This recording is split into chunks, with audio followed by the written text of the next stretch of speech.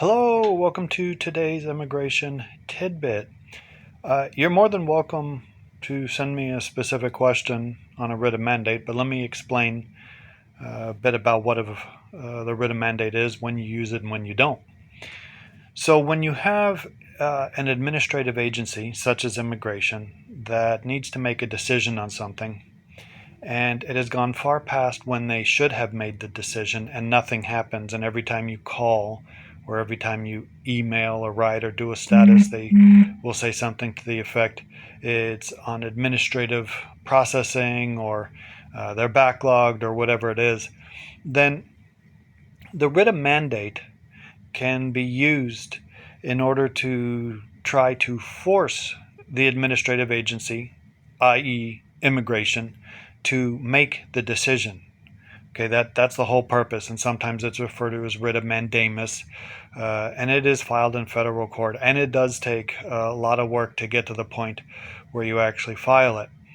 Now, I have noticed over the years a lot of people have waited a year or 2 years or whatever, and they immediately jump to the let's do the writ of mandate. The first thing that I look for before doing that is whether or not it is a winnable case, whether it's a really good case that looks like it's more likely than not that it will win. You don't want to do a writ of mandate on a case that isn't a surefire winner. Now, nobody can guarantee that you're going to win, type thing, but there are certain analysis that can be done.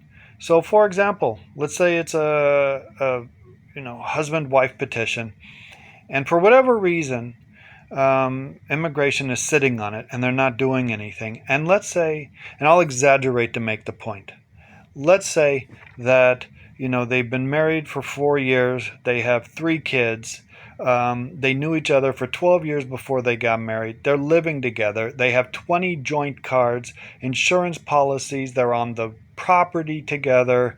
They have 10,000 pictures and 20 declarations of their love for each other.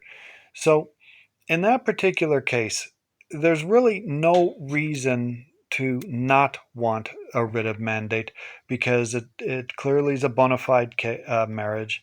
Everything looks legitimate. You would analyze and see whether they qualify for adjustment and all this and that. And, when it comes down to it, I've had cases where immigration has profiled, for example, the name of the immigrant comes from a country where they think that they need to do more investigation for no other reason other than how the name sounds.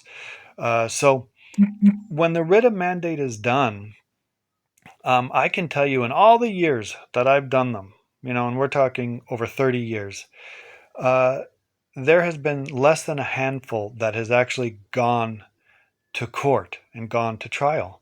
The vast majority, I wouldn't be irrealistic in saying 99% of writ of mandates that I've done have settled before the first court hearing. And what happens is a U.S. attorney doesn't want to get into court and go, "Well, Your Honor, we're sorry. The this particular case is going to take a little bit longer. We understand that it has been 2.5 years, and that it's a marriage petition, and realistically it takes us less than 5 minutes to look at it and see that it's a legitimate case." The U.S. attorney doesn't want to do that because they know they can't do that. So normally what happens is, I'll send a letter stating that if they don't make a decision, I'll file a writ of mandate, and I'll guarantee you have to stick to your guns on that. If you threaten a writ of mandate but you don't do it, then you've lost all credibility, and next time they're not going to believe you. So I always have it ready. I actually have the writ of mandate always prepared before I send the letter.